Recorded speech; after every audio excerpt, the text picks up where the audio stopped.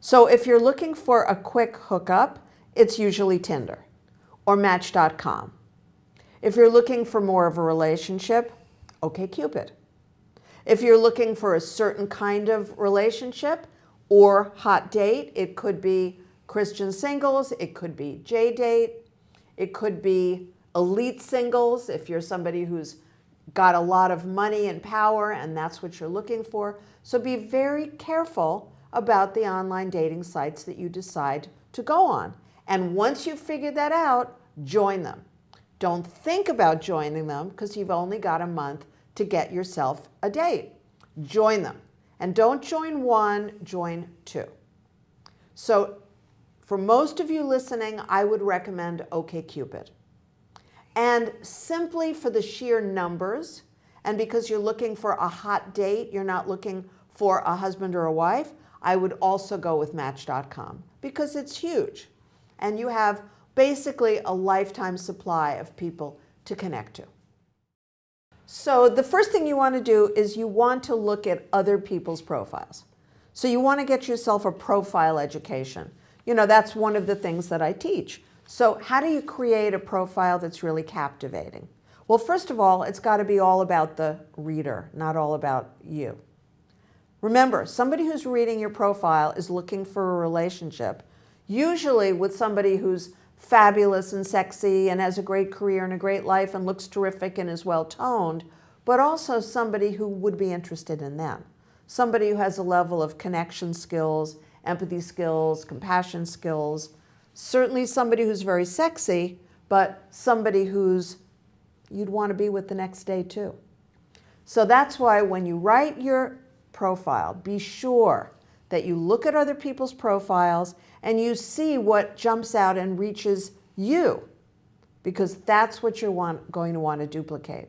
Put humor in it and be very, very positive. I was looking at some potential matches for one of my clients last night and the night before, and he sent me one, and all she did was complain in the profile.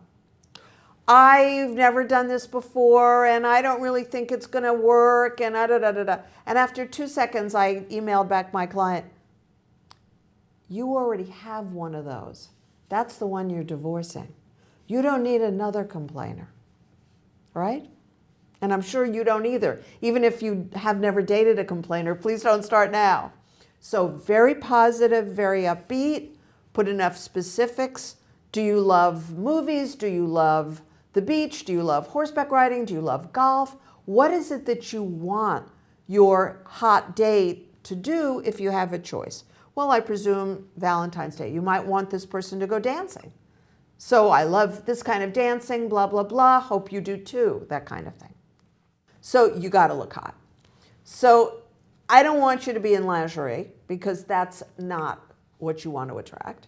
At the same time, you can look very hot in a dress. You can look very hot in a shirt and pants or in a suit even, If things are well cut and they're flattering and you look terrific and the lighting is good, or if you're in shorts sitting at the beach or taking a walk or on a bike or on a motorcycle or whatever it is you do, you can still look fabulous and hot. Make sure those photos are very, very flattering. Make sure you also put in a headshot that's very, very flattering. Make sure that there's a full body shot. So if you're playing golf, somebody who's your friend can take a shot while you're swinging. If you play tennis, somebody can take a shot while you're, hitting a backhand. You want great photos. And tell your best friend, it's for a dating site, I gotta look hot, I gotta look great, I have to have a close-up of my face, I have to have a full body shot where they can really see that I'm toned, and show yourself at your most attractive. And believe me, it isn't worth, for a dating site, it isn't worth using a photo from years ago. You can't do it for a dating site. Just FYI, okay.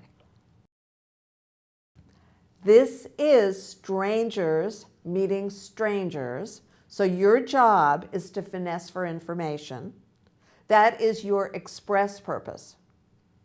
By putting a profile on a dating site, you have one purpose, which is to get dates. Your equally valid and crucial goal is to finesse for enough information so that you do not make dates with people you do not want to make a date with. And I don't care how trusting you are, and I don't care how untrusting you are, distrustful. It doesn't matter. This is a system, and you have to adjust to the system. So men will traditionally lie about their height. They will lie about how much money they earn. They may lie about their level of education. And they may lie about their weight and their age. But weight and age are more things that women will lie about. Women will lie about their weight, number one, their age, number two. Then they may lie about this financial stability that they do or don't have. And they may lie about their education as well. But money and education are not as big of a temptation for lying for women and are huge for men. Just as, men don't care as much about how old they are and, how much they weigh, but height, that's a major thing for men. So, forewarned is forearmed. Just be aware of it. Know that people's attitude is they need to get you to connect with them. And, they may tell you on the first date, the second date, the third date, hey, I'm really 39 or I'm really 51, whatever it is. Don't get yourself in a huff. You're using online dating. You don't know for sure 100% of the facts. Make sure you find somebody who's got enough going for him or her that you want to go out with them on Valentine's Day. That's all you have to think about now.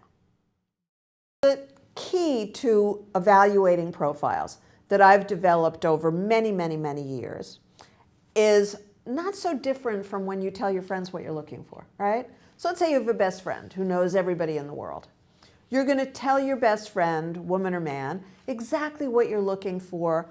I want to have a date by Valentine's Day. I want to have a fabulous time Valentine's Day. I'm hoping you know somebody. Here's what I'm looking for. And then you have to be very, very specific. Don't compromise. They're going to compromise if they don't know that person. They're going to find people who aren't quite that. But don't you compromise. So when you look for a profile, if you hate golf, you see somebody who loves golf, don't bother. You know what's going to happen on weekends. That person's going to be playing golf and you're going to be alone saying, what am I doing? And the same goes for any activity. If somebody says they love something and you hate it, that's not your match. That's not your partner. That's probably not even a Valentine's Day date for you. Because if somebody were going to talk about the Lakers all Valentine's Day to me, I would kill one of us before the end of the evening. I'd be hoping I'm at a party so I could talk to other people, right? So make sure you're looking for somebody who really has the interests and the attributes you're looking for. And a photo's important. If that person doesn't turn you on, then this is not who your potential husband or wife is going to be.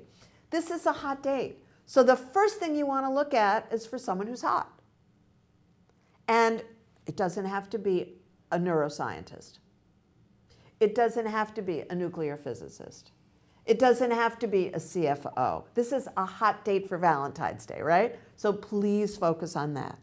And look at the profile. And I recommend doing a green highlight for what you love and a red highlight for what you dislike. And the profiles need to have mostly green and almost no red. And when you've got 10 of those, then you're ready to go to the next step. Well, first of all, the 3-paragraph rule that I invented years and years and years ago is about the first paragraph being about them, the reader. Because if they're not interested in what you have to say, they're not reading to the second paragraph. And they're sure not going to get to the third paragraph. So the first paragraph basically, and I just wrote a bunch of these in the last couple of days, I use the person's username, dear username. I was so interested to see that you have a love for XYZ and that you have a career that allows you to utilize your love of art, let's say if she's an art curator, whatever it is. So make a first sentence that is all about her needs and how she meets her needs in her life in a wonderful way. And it could be her energy, it could be her family, it could be her hobbies, it could be her career, it doesn't matter. And then let the second sentence, still in the first paragraph, do the same thing. And it was wonderful to read how happy and joyous you are, and that your daughter means so much to you, and that you've been able to carve out a career where you have a lot of flexibility. So you're proving in the first paragraph, which is no more than 2 sentences, that you actually read her profile. Not that you're sending out the same email to 53 women or men, hoping that somebody's dumb enough not to realize, because they realize. So once you do that, then the second paragraph is all about you. I am also excited by art, and I have an extensive art collection.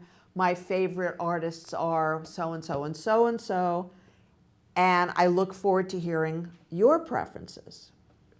And then I have X number of children, or I have no children and children are very important to me, whatever it is. But again, you're connecting in such a way, and then something that's just about you. So this is like baiting the hook and throwing it into the lake.